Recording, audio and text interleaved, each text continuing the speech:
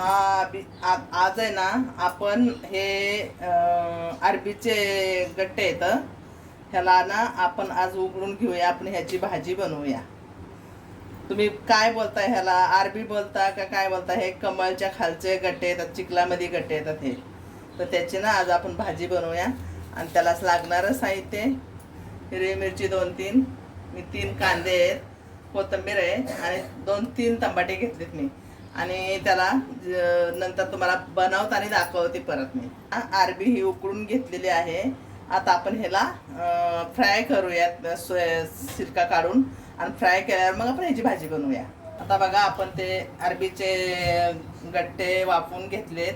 आता त्याला चिरून घेतलंय. आता आपण आहे ना त्याला फ्राय करून घेऊया. तुम्हाला दाखवते. हे बघा, असं प्रेस करायचं हाताने आणि तेलामध्ये सोडायचं. मस्त फ्राय करून घ्यायचं, चांगलं लाल फ्राय करायचं, एकदम ब्राऊन होईपर्यंत.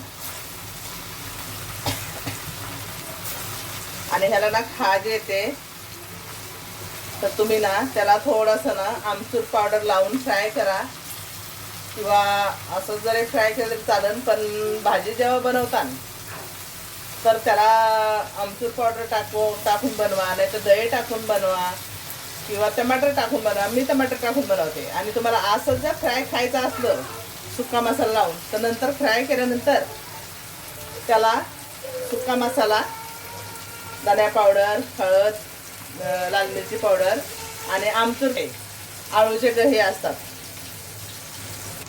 आता बघा, आपण आहे ना हे फ्राय करतोय.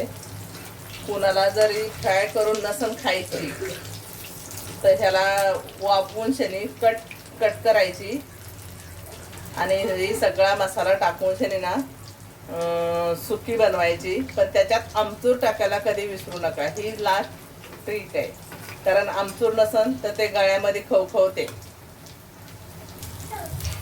आता बघा, ही आपली अरबी ना तळून झाली. आपण तिला काढून घेऊया आता, आणि मग तुम्हाला दाखवते मी की कशी हिला बनवायची. ते आता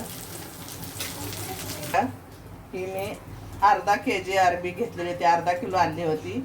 अर्धा किलोसाठी मी ही 3 कांदे घेतलेले आहेत कापून, ही 3 टमाटे घेतलेत कापून, थोडीशी कोथिंबीर, 3-4 हिरव्या मिरच्या, ही राई जिरं, 1 चमचा धनापूड, अर्धा चमचा आपल्या चवीनुसार ना मीठ, आणि अर्धा चमचा हळद, आणि ही लाल तिखट आहे घरचं माझ्या.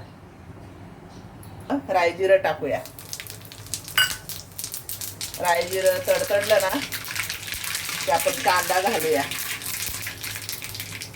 आणि कांदा आहे ना मी जरा मोठा कापलाय, कारण मला बारीक बारीक कांदा नाही आवडत, त्याच्यात मोठा मोठा चांगला लागतो कांदा. तर मी एक उभा करून आहे ना 2 चिऱ्या केल्यात त्याच्या, म्हणजे मोठा मोठा कांदा कापलाय.